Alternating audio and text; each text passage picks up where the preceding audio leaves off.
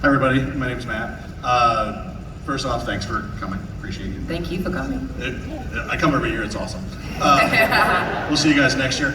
Absolutely. Yeah. My question is for everybody. What was it like working with the force of nature that is Jonathan Frakes?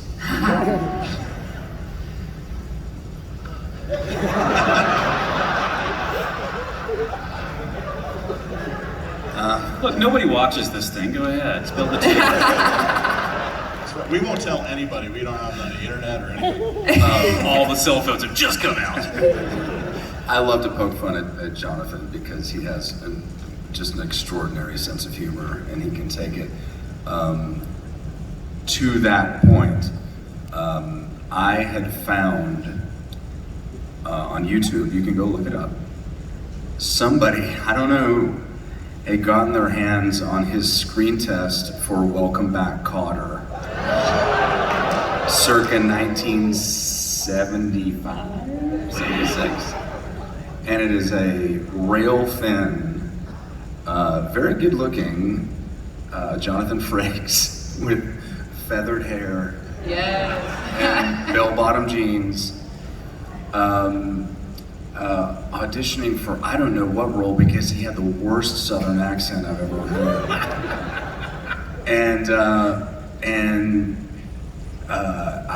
I coordinated with our audio-visual people, our effects team that handled the screens. So the next time we had a command meeting in the ready room, I had them throw this thing, but they also said like special message coming in from Starfleet Command, and then they played the entire screen test. And I felt a little bad about it later because he came up to me and said, "That was so sweet what you did." I thought he was going to be like, "You mother." But no, he's just such a sweet guy, incredible energy. He does not go to lunch because he meditates. He brings so much joy to the set, and he loves being on the sets. I mean, sometimes you can't get him off the friggin' set because he's an actor. But yeah, I love working with Jonathan, and can't wait for you to see the episode that he directed. We're very excited about it. He's a total ray of sunshine, that man. Total ray of sunshine. Yeah, his presence is incredible, and it actually made me want to go back and start watching a lot more TNG. So after working with him, I was like watching like every night TNG. It was great. Thank you. All right, did we have another pre-submitted question? No? All right, let's go to our next one. Hello. Hi. Thank you all for coming. I just wanted to know the episode that you did that was based off of a fairy tale. How was that putting on the different costumes instead of the uniforms? It was a blast. Yeah. Like they wrote all those roles to make us be as opposite as possible from our regular characters, and that it was just so much fun. Yeah. Mine was just, I just recycled a Polonius that I'd played in graduate school. Yeah, it was awesome. It was very hot for me because I had to wear many layers and robes and long hair. And it was actually, I found it to be kind of difficult to let go of,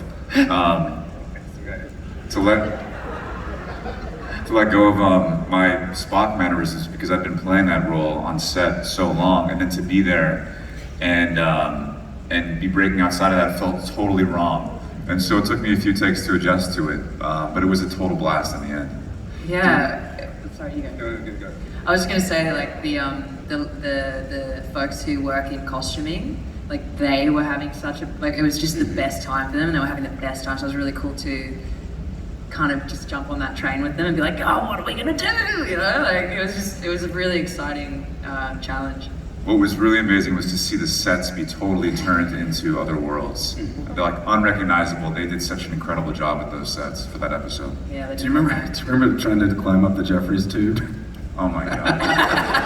So there was a scene, it ended up being cut, and I knew it was going to be cut. Remember when I was complaining about it the whole time we were shooting it? I was like, so I have ropes to my toes, and I'm supposed to be climbing a ladder. And it's a and a staff, right? And somehow he's supposed to get up the freaking dress. I thought I was gonna break my teeth on the ladder. I was gonna get my feet caught. Angry. He was so mad about it. And I kept being like, I love that we're shooting this thing that's going to be cut later. Because this is taking 15 minutes for all four of us to get up the Jeffrey suit for no reason. Like, really, there's gonna be like a quarter of our episode is gonna be us climbing the Jeffrey suit to get to the next scene. Like, Babs had to like go backwards and like throw clothing. It was very awkward for all of us. I'm just wondering, since you're a prequel, if there will be like some scene where you're gonna find like Jeffries, the guy named Jeffrey team's out of, and there's just gonna be like a team of security people beating the snot out of it. It's like, how? It's a spaceship. Couldn't you have made it like a foot taller? That's a great idea. But that may end up going in the crossover with Lower Decks. That feels more like Lower Decks gag now that I think about it. it's a good idea. Are you preparing to increase the size of your eyeballs for the crossover? Like, is there eye exercise you do, like an anime sort of thing? That would be. Really big context. All right, we got another question from the audience. Hello. Hi. Thank you guys for being here. I was lucky enough to go to Mission Chicago and saw the pre-release footage, and I'm happy the show turned out to be so great. I have a question for Jess. Yeah. Do you think that Nurse Chapel's hair is naturally that color, or does she dye it to match her uniform? Ooh. It's definitely not natural. That's a box out for sure. Yeah. Yeah. Does it get done like they do in the Jetsons? Like, do you wake up? Is it a machine? Yeah, I just dunk. I just like walk through a tunnel. It has some curtains like on the way to the sick bay, and it just like brushes through my hair and does my roots for me. I like that. Yeah. Styling tips from the future. All right, we have another question lined up. Once again, thank you for coming. This question is for Jess, but if Ethan and Anson wants to also put in this, that's fine. With your character, you've been shown with that your relationships are all very single or non-long-term lasting. Mm-hmm. But one of the original episodes, your character had a fiance that disappeared right before it. Is there going to be any sort of mention of this, or maybe you can't tell us? Well, I mean, it's written in stone that happens for me, you know. So it has to come up at some point. I think that we're just with Chapel at an earlier time of her life where she's not ready to settle down or has something standing in the way of that personally. So yeah, I don't know. Does that answer your question? Just wondering if something maybe something that season 2 or. Oh, I can't. I'm not allowed to say, or I'll be sniped. That's what. Yeah. Definitely can't talk about that. Yeah. But it'll be there. And it happens, right? Yeah. Thank you. No worries. Something to look forward to. Let's grab our next audience question. Hi. My question's for all of you. What's the most memorable audition you ever went on, good or bad? The most memorable what? Most memorable audition you've been on, good or bad? I have to think. I did an audition for a KFC commercial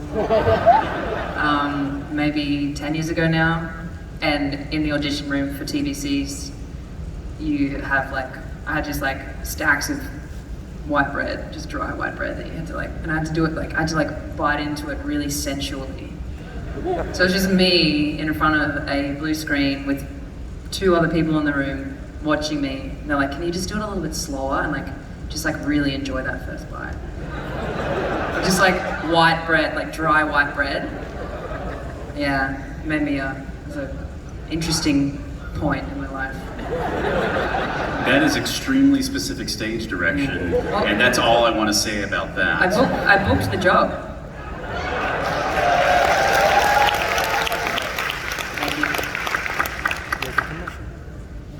I mean, I've a lot of bad ones and some good ones, I guess. But some memorable ones. I was of a smaller few to be considered for Captain America many years ago, which stands out. And also, I came pretty close to the role of the Deep in The Boys. I don't know if I'm allowed to say this stuff, so don't tell me what I got. Outside of this 1,500 people. Yes. And then I have a recurring dream. This is the worst audition, where I am reading for Spielberg. It's happened a couple times, or someone of that caliber. And I'm at the callback, and I'm like ready to go. I've signed in, and I'm like one person away from being called in, and I'm like, I don't know my lines. And that's a true terror for me. Well, I was shooting City by the Sea in New York, and when I had met the producers for Crossroads, and so I'm on the set up in Yonkers. We're at the police station in Yonkers, and my reps called and said, Britney Spears is leaving town at 5 o'clock. She wants to meet you. I'm like, okay, I'm working with Robert De Niro right now. Not sure what you want me to do. And they kept calling. I finally just turned off my phone. I said, like, I got a job to do. So then I get the second AD comes up to me and says, hey, at lunch we're putting you into a larger trailer because you're gonna have guests for lunch. I was like, okay. So lunch happened. She comes up with her assistant, her bodyguard, Big Rob, and she's very shy, right? And we're talking. I was like, okay, I'll talk. And ended up talking more with her assistant. It was just lovely, and ended up somehow telling this funny story about how a friend had asked me to take a picture with his 16-year-old niece was a fan, and when the girl came over to have a picture taken with me, unbeknownst to the family, she put her hand on my posterior, and so the picture ended up coming out with her smiling and me being like. And I don't know if Britt wasn't listening or she didn't get it, but she kind of like really stopped talking, and I was like, oh, shoot, okay, guess I'm not getting this job. I guess I offended her or something, I don't know. And they left, and then so I go back up to start shooting again, and I'm on the second floor, and for some reason I'm the first person to arrive on set. And I'm just sort of thinking about the conversation that happened. And then suddenly two people lean up against the wall next to me, and it's Robert De Niro and George DeZanza. And they're both going, so? Huh? You had a guest in your trailer? I was like, no, it was just a meeting. And they were like, oh, strikeout. So, man, then I got it. Yeah, It's been living it down ever since.